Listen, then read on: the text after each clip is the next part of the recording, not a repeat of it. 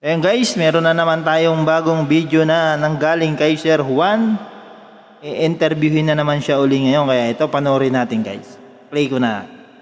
Sir Juan, anong masasabi nyo sa mga mukhang stress na leader? Baka hindi stress sa trabaho, baka sa kabibilang ng perang nakurakot nila. Sir, anong tanong ang gusto nyo sa debate ng mga kandidato? Yung tanong na ilang beses ka nang nagnakaw, sigurado tiklop lahat yan. Sir, ano yung pinakamalalang pangako sa politika? Yung lahat kayo, aalagaan ko. Tapos uunahin pala yung asawa at kabit. Sir Juan, pabor po ba kayo sa curfew? Oo, kung pati korupsyon may curfew din, hanggang 5 PM lang ang nakawan. Ayun, dapat pala ganun. Pag may curfew, yung nakawan hanggang 5 PM lang din. Tuloy natin guys. Sir, bakit po kahit sabog kayo, may alam kayo sa politika? Kasi kahit wasak utak ko, hindi ako bulag sa kabulukan.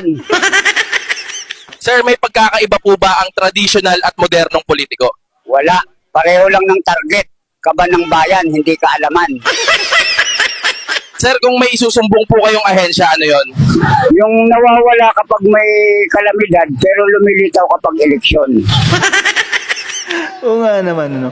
Pagka-eleksyon, nandiyan dyan sila, active na active. Pero kapag ganitong merong bagyo, may kalamidad, wala sila. Nasaan kaya sila ngayon? Nagpapalamig? Tuloy natin guys. Sir, anong style ng politiko ang pinakaayaw nyo? Yung mas makapal pa sa alikabok ng kalsada ang muka. Sir, anong tingin nyo sa mga pulis na politiko rin? Double purpose. Pwede ka nang hulihin, pwede ka pang lokohin. Sir, anong tanong ang hindi sinasagot ng politiko? Yung nasa ng pondo. Yun Kasi lang. laging may palusot bago may sagot. Oo nga no, maraming nagtatanong na ganyan, hindi nila masagot. Puro palusot lang. Tuloy natin. Sir, bakit po mahirap pa rin ang mahirap? Kasi yung mga pangakong para sa atin, nauuna pang matraffic sa bulsa ng opisyal. Sir, anong tawag nyo sa politikong biglang bait pag eleksyon? Temporary angel, permanenteng demonyo. Sir, bakit po kaya mahilig ang mga politiko sa ribbon cutting? Kasi sa pagputol ng laso sila magaling, hindi sa pagputol ng problema. Sir, bakit po parang ang daming secret deal sa gobyerno? Kasi kapag legal, wala masyadong kita.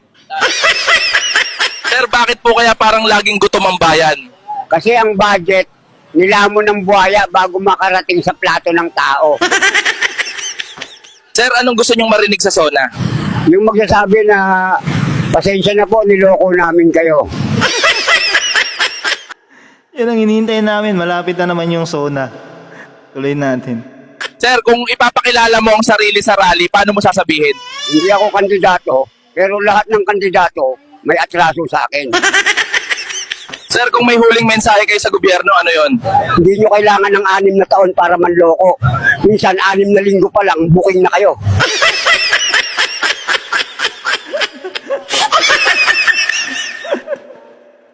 Oh, ayan guys ha, alam nyo na.